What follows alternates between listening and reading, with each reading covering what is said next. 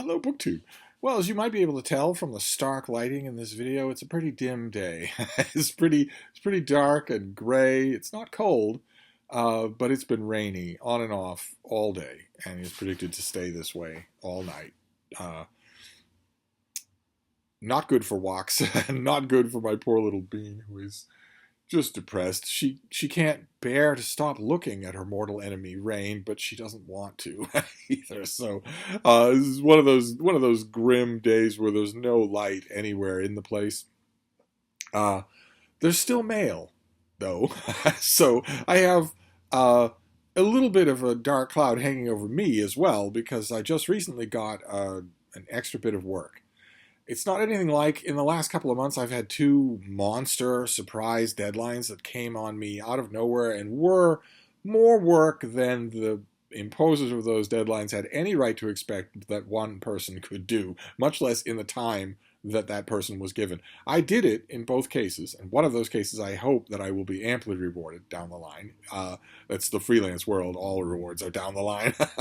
But this new bit of work is a little bit annoying. It's a little bit annoying. I will carve off time, of course, not time taken from talking to my imaginary BookTube friends, but still, I will carve off time and get it done. But it's interfering a little bit with a lot of writing that I want to do that is fun. There's a lot of writing that I want to do that I'm going to enjoy, and this is sort of getting in the way of that, at least temporarily. Fortunately, I am the fastest gun east of the Pecos, so I won't devote much time to it and will get it accomplished. The only thing about it that bothers me is that I have the feeling that it's the first pebble in an avalanche. I could be wrong about this, but I have a feeling that another freak bunch of work is headed my way in early April. I have a feeling that that is going to happen. I'm looking at the factors involved. I'm being necessarily vague here because it involves someone else whose name you might know. But I'm looking at the factors involved, the tumblers involved here, and I'm thinking, there's no way. There's no way. I have been warned about this. An old friend of mine warned me years ago. If you start training people to know that they can expect miracles from you, they will expect miracles from you. That's the way it is. So that's not this. I have some writing stuff that I really, really want to do that's coming up. One, of course, is my column. I write my column on the weekends for the Bedford Times Press in Bedford, Iowa. And another is a little bit of writing that I'm doing for a certain tiny library that I dearly, dearly love. But I will do those and I will enjoy them. This other thing, I will make the time for it. But there's still mail. I have two packages here, one of which I already opened. That I want to show you about because I want to talk about it. I want to wave it in front of you because I'm enthused. I read a chunk of it. I'm going to read the rest of it as soon as I stop this video. I already know that I can recommend it, and it is a new release. And the other one looks to me like it's a violation of rule number one. Rule number one on this channel, for those of you who are new, is don't send me a book. I know that all day long I talk about books with you. They are almost my whole life. There's this 10-pound little dog. And then all the rest of it is books. Literally all the rest of it is books. Don't have a day job that I go to where I'm assembling widgets and I don't deal with books. My job is books. My avocation is books. My passion is books. I am a book reviewer. I am a book columnist. I am a book section editor. The only thing about books that I am not so far in 2022 is a book author. I keep meaning to change that. I know, for instance, that if I were to make a $2 ebook and put it on Amazon, I know that I would have at least a couple of hundred sales. A couple of hundred of you have told me unconditionally that you would do that. Even if you didn't end up liking it, a couple of hundred of you have told me you would do that just to support me, just to support my, that endeavor. I just haven't done it. I just haven't done it. There are self-published authors out there who don't have two brain cells to rub together, and they've done it, but I haven't done it. I will add that to my list before I kick the bucket, before I pop my clogs, before I fall off the twig. I would like to be a book columnist, a book reviewer, a book section editor, and an author. I would like to do that. But what was that digression? Oh, yes. Rule number one. Despite all of that, don't send me a book. It is always a bad idea. I will smile on camera, but I will almost certainly not keep your book. I know what I want. There are only a handful of people, maybe 3, in the entire world who could go into a well-stocked used bookstore and accurately pick something that I will want and that I won't get rid of. That is very rare. You are almost certainly not one of those 3 people. So I think the package that we'll be opening together is a violation of rule number 1. You are perfectly free to send me ebooks. Ebooks don't come in packages, though. You're perfectly fine. That is perfectly fine. That is not a violation of rule number 1. You can send me all the ebooks that you want, as many as you want, in any format that you want. I have devices that can read them all, and I love it. And you're also free to send me your unused tech, which you know you have and which you know you haven't done. You have an iPad or a Kobo or whatever sitting in a cabinet somewhere. Works just fine. It's just you have moved on. You have moved on to a newer piece of technology, and it's just sitting there, and it shouldn't be. What you should do is take it out, plug it in, charge it up, then once it's on and operating, go into the settings and factory reset it. Wipe it clean. Then unplug it, power it off, put it in a bubble-padded envelope, and send it to me. Now, if all of those steps seem like way too much bother to you because you're really old, well, then find a young person in your family. A, get them to watch my videos and subscribe. And then B, get them to do it. Because all of that unused tech should come to me. And that's not a violation of rule number 1 either. But I think the package here is. But we'll get to that. First, I want to show you the book. The book is by Puneet Sabharwal, and it is Happy Plant, a beginner's guide to cultivating healthy plant care habits. I don't want to block the bean there. She's the reason that you're watching. This is from Princeton Architectural Press, and it's incredible. Absolutely incredible. It is a beautifully done, perfectly useful guidebook to starting plants. If you're not a seasoned professional at it, if you want to get into plant care and you have no idea what to do, this covers all of the basics. It's on high quality paper. It's all beautifully illustrated in black and white and color. There are plenty of accent photos that might be our author. Is that our author? No, that is photographer Phoebe Chung. But you have all sorts of, like for instance, that picture right there is maybe that's Phoebe's work. But that is not meant to help you at all, practically speaking. That's just, it's got lots of details like that, lots of color details like that. But it also has very practical stuff. See that? It breaks down the plants. Here's how much water it needs. Here's how much light it needs. Here's whether or not it's dangerous to plants or to pets or children. You get a graph like that for every kind of plant that you might want to start with that is a basic beginner plant. And the reason why I dove right into this as soon as I got it is because long-time viewers of this channel will know that once upon a time, I flirted very heavily with the idea of starting a garden. I have a little patch of ground under a window. It gets sunlight all day long. It's perfect. And it's also right near the spigot outside the house, so that it would be easy to take care of. And I contemplated there, do I grow vegetables? A couple of people pointed out, well, it's near a road. The vegetables will just soak up that dirt from the road, the exhaust from the road. So maybe you don't want to grow anything you're going to want to eat if you're that close to the road. So maybe you grow flowers instead, or ornamental stuff like that. Either way, it's a neat little patch of ground. Maybe 3 feet by 6 feet, 3 feet by 8 feet, something like that. Just perfectly manageable. And I thought about it, and I bought a lot of books, both meditative and practical on it. And I eventually sort of gave up on the idea because, as the old New Yorker cartoon puts it, it involved a lot of stooping. And also, it would be something that I would have had to do without Frida. I would have had to leave her and go outside. I'm not going to chain her to a post so she's just standing there. She doesn't want to go out and stand in the sun. She wants to do things if she's outside. And we couldn't do that.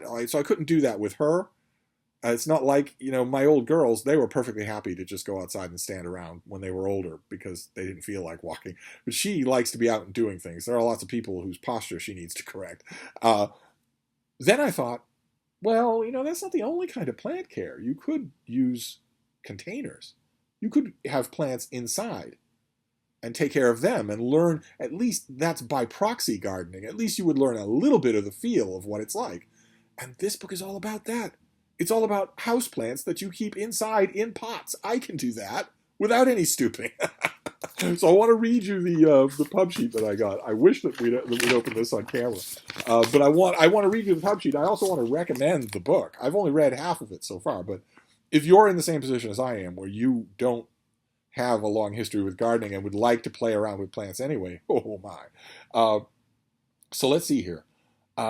Whether bringing home a first plant or tending a healthy row of green on a windowsill, the author, with the expertise and input of New York Botanical Garden plant scientist Christopher Satch, guides readers through the joys and challenges of plant care in this book, which is on sale at the end of April, April 19th, so a month from now. And it's going to look like this. It's going to be a $25 paperback. But in this case, that's not asking a lot of money because you get a lot of information and a lot of beauty here. This is not, so $25 I don't think is too much to ask for, even though this is going to be a paperback.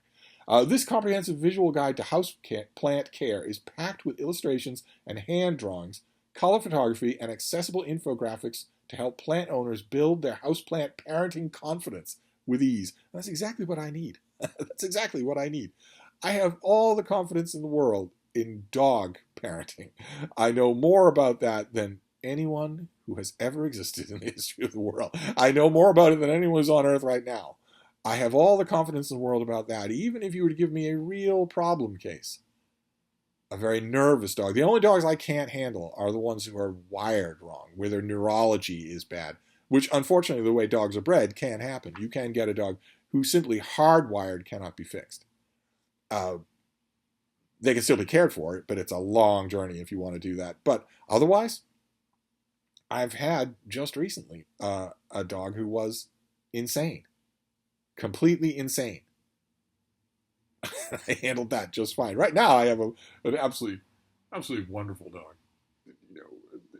She's not feeling very wonderful today because it's raining, but she is problem free. We just need to be friends. That's all. But anyway, I don't have confidence with plant care at all, and I think for the first time I'm encountering a book that might give me that. So what have we got here? The CEO and co-founder of the New York plant subscription company Horti. So this is partly a solicitation, this book, because the author has a dog in the fight, so to speak. She has a horse in the race. She owns a company that will send you houseplants. But that doesn't necessarily undercut the worth of the advice that I've been reading in this book. The author provides accessible tips and sage advice on caring for indoor plant, including the 5 best first plants, determining the right levels of sunlight and moisture, detecting soil and pest issues, how plants communicate. Remember from some of you of a very ripe old vintage 40 years ago, Prince Charles, England's Prince Charles, took a lot of grief in the popular public press when it came to light that he talks to his plants. But it turns out it is good for them. Sustainable ways to troubleshoot houseplant issues. Oh, there's a typo. Oh my, Princeton Architectural Press. You let a typo go through in your pub sheet. Very bad. The public is not going to see this. Don't tell me I'm hoping it's not printed on this book. Oh my God, that would be so embarrassing if it were printed on this book. No, okay, this verbiage is not reprinted on the cover of the book. The trub sheet says troubleshoot your houseplants, which is we did a lot of troubleshouting with parenting. Troubleshouting was an integral part of parenting in South Boston half a century ago among Irish Catholic families. But you don't want to troubleshout a child or a plant in the 21st century. The history of houseplants and much, much more. Happy Plant concludes with the extensive guide to common houseplants and a planting journal to help new and veteran plant owners build a deeper connection with their plants by recording details about the ideal indoor environment, watering schedule, and exciting new growth. I am going to use this book. I'm not just going to read it and maybe review it. I'm also going to use it. I'm going to use it and see if it works. I'm going to invest. The next time the Surly Houseboy is making a errand run of any kind, I'm going to invest in the houseplant that this book tells me is best for the circumstances here. I've got a big wall of windows right here. wide open, gets bright but not necessarily direct sunlight all day. Is that good for one plant, one beginner plant that's listed in here? Is that good for that? If it is, then it's perfect. I don't need to think about it at all. It's also possible, since these are new windows, and they're the type that, they do all kinds of folding origami. They're not bad windows at all that you have to prop a board up to keep them open or anything like that. So it's possible that they would be amenable to a box of some kind that hangs outside the window and therefore gets direct sunlight without the glass and direct moisture and direct insects and whatnot. I don't know. It's possible that plants hanging outside a window in a box is what this author would consider advanced, and I am not advanced. So maybe I will just try a few containers and we'll see. I imagine that I've seen plenty of BookTube videos filmed in England where there notoriously is no sunshine. And there are plenty of those videos where people in England have potted plants on their windowsills, indoors. So that's got to work. I'm going to give it a try. I'm going to finish reading this book as soon as I finish this video and decide from this book which beginner plants are good for me. I don't have to worry about the danger of the plant for children or pets. There are no children here, and Frida is not interested. She is not interested in randomly chewing on things. The only thing she is going to be motivated to involve herself in is killing mice. She doesn't play with them. She doesn't eat them. She just kills them. She's totally uninterested in a plant. I could put it on the floor, and she would just walk around it. She would just completely ignore it. But I won't put it on the floor. I have a perfect spot for plants here. I just want to see what fits my skill level. My skill level is 0. So we will see what the author can do with me. So that, I wanted to put that on your radar. Happy Plant is coming out in a month. And then the only other thing for this mail haul is a package. And it's a folded priority mail envelope. So it came from one of you. A publisher, even if they used a priority mail envelope, they wouldn't do this. So this is probably one of you breaking rule number 1. Very naughty. But let's see what we have here. It's a book. Somebody sent me a book. Oh, goodness. This is from Bedford, Iowa. Son of a gun. This is from Bedford, Iowa. This is from the very place where the Bedford Times Press runs my column every week. I write a book column for the local newspaper in Bedford, in Bedford, Iowa, the Bedford Times Press. And it's the only place you can read that column, and this is from that. Oh, wow, how wonderful. So what have we got here? Oh, my. All right, well, this is a Library of America volume of the essays and lectures of Ralph Waldo Emerson. Now, technically speaking, I don't think I have this volume. Technically, I don't think I do. So this will have, his book on, his essay on Plato, all of his writing on politics, manners, experience, the poet, the oversoul, his famous essay on friendship. This has all of that. The Library of America volumes are lovely, whether you have them with the black and white dust jacket or not. They're lovely. The Emerson volume is appropriately green. I don't think I have this in a Library of America, but that doesn't get you off the hook for breaking rule number 1, because I easily could have. Easily. And I also have all of Emerson in ebook. This was very, very nice. Oh, wait, there's a card inside. Oh my, what have we got here?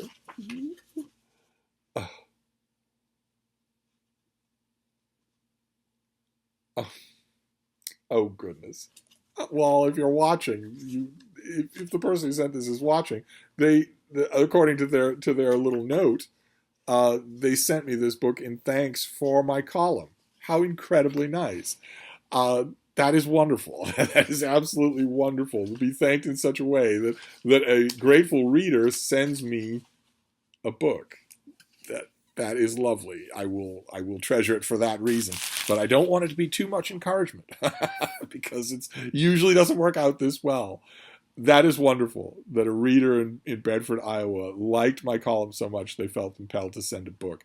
If you want to see what all the fuss is about, if you want to know what you're missing, you just tootle on over to the Bedford Times Press website and you can subscribe.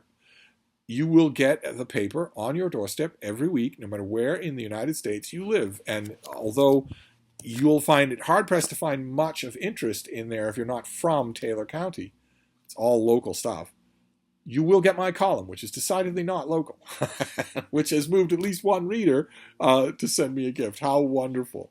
So that's the mail on this gloomy day. The day is a lot less gloomy now. That is wonderful. How heartwarming. That hasn't happened to me in nearly 50 years. I wrote a book column in Iowa once upon a time, a long, long time ago. And every once in a while, it was a very similar thing, just bookish reflections. And meant to sort of liven up your local newspaper. And